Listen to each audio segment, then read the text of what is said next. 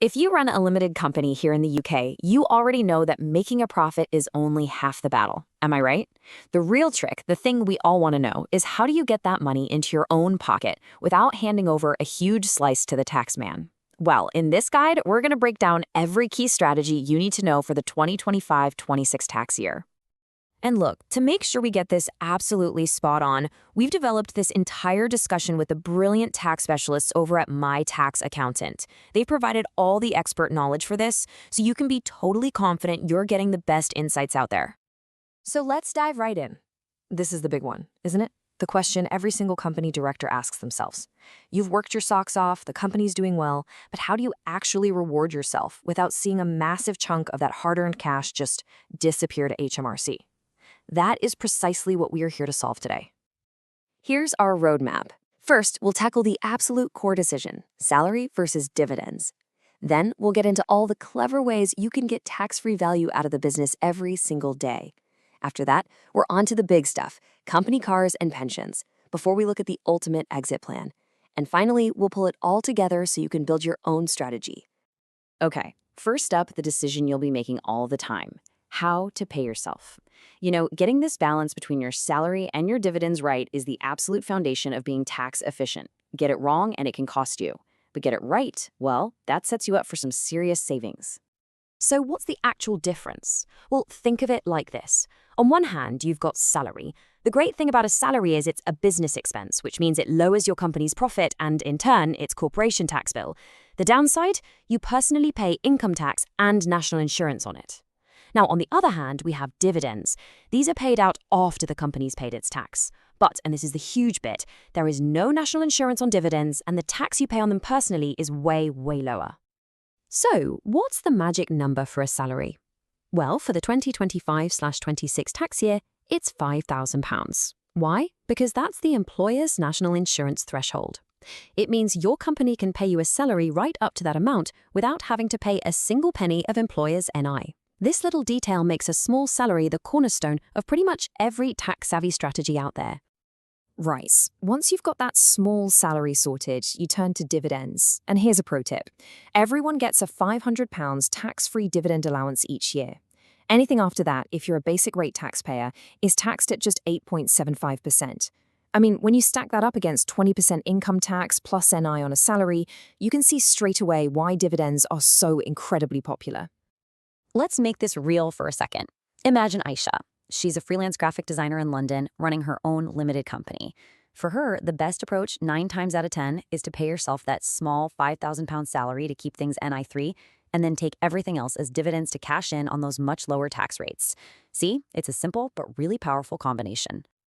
Okay, now I need you to listen really carefully because this is a critical warning. This is where so many directors go wrong. You can't just pay yourself a dividend because you've got cash sitting in the bank. A dividend is only legal if it's paid from your post-tax profits, what accountants call distributable reserves. Messing this up can have really serious consequences. That's not all. Here's where most people go wrong.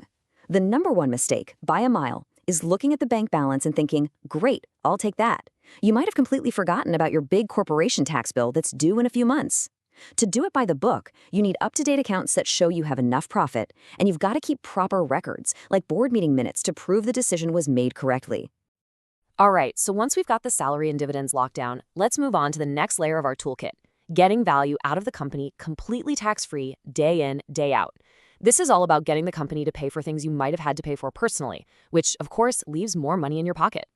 So here's a quick rundown of the most common ones. We're talking business mileage in your personal car, travel costs, a bit of your home running costs if you work from home, and crucially, things like professional training, pension contributions, and even your mobile phone contract, as long as it's in the company's name, are all fantastic ways to lower your tax bill while getting real value.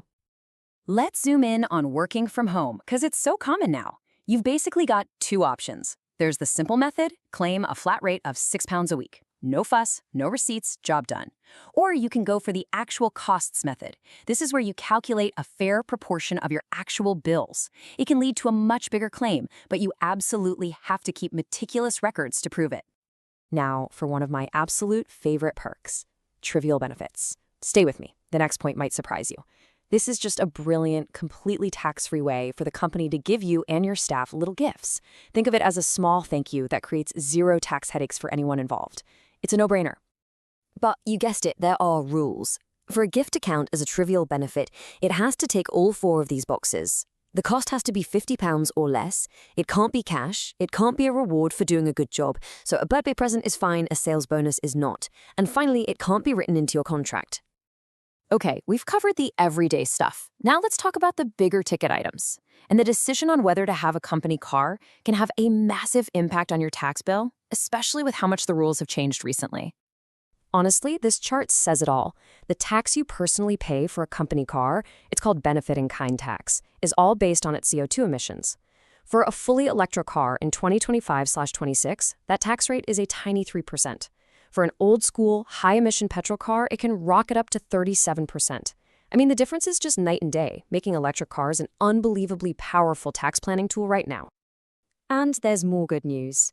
If you do have an electric company car, the company can pay you back 7 pence for every single business mile you drive, and it's all completely tax-free. That's the official HMRC rates, and it's there to cover the cost of the electricity you use on business journeys. Now, let's shift gears from the here and now to the future. Putting money into a company pension is, without a doubt, one of the single most tax-efficient ways to get significant profit out of your business for the long haul. Here's the headline figure. Your company can pay up to £60,000 a year directly into your personal pension. And did you know, you might even be able to put in more by carrying forward any unused allowance from the last 3 years. The best part? The company gets full corporation's tax relief on the payment, and you pay 0 personal tax on it. It is a massive, massive win-win. All right, let's talk about the end game. What happens when you're finally ready to sell the business or hang up your boots? How do you get that final built-up value out in the most tax-friendly way possible? This is the moment all that hard work really pays off. The absolute key here is something called Business Asset Disposal Relief, or BADR. Now, normally, when you sell shares and make a big profit, you pay capital gains tax, which can be as high as 20%. But if you qualify for BADR, that rate gets slashed to just 10% on the first £1 million of gains you make in your lifetime. It's basically the government's way of rewarding entrepreneurs for all the risk they've taken. So how do you get it? Well, it pretty much boils down to these 3 main conditions. For the 2 years right before you sell, you need to own at least 5% of the shares and voting rights, you have to be an employee or a director, and the business has to be a trading company. Tick those boxes and you're in for a serious tax saving. Phew, we have covered a lot of ground. Salaries, dividends, expenses, cars, pensions, and even selling up. The final, and honestly the most important step, is realizing that the best strategy isn't about just picking one of these. It's about creating a unique blend that works perfectly for you and your business.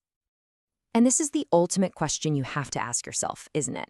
What is the right mix for my company, for my income needs right now, and for my goals for the future?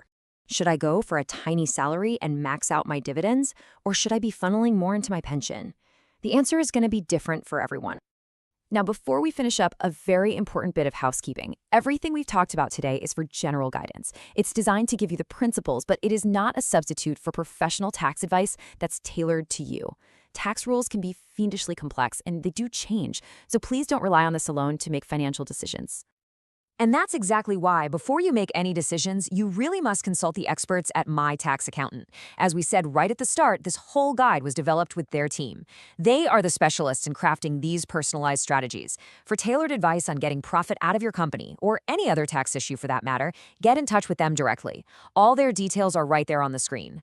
I really hope this has given you a clear framework for thinking about your own strategy. Thanks for tuning in.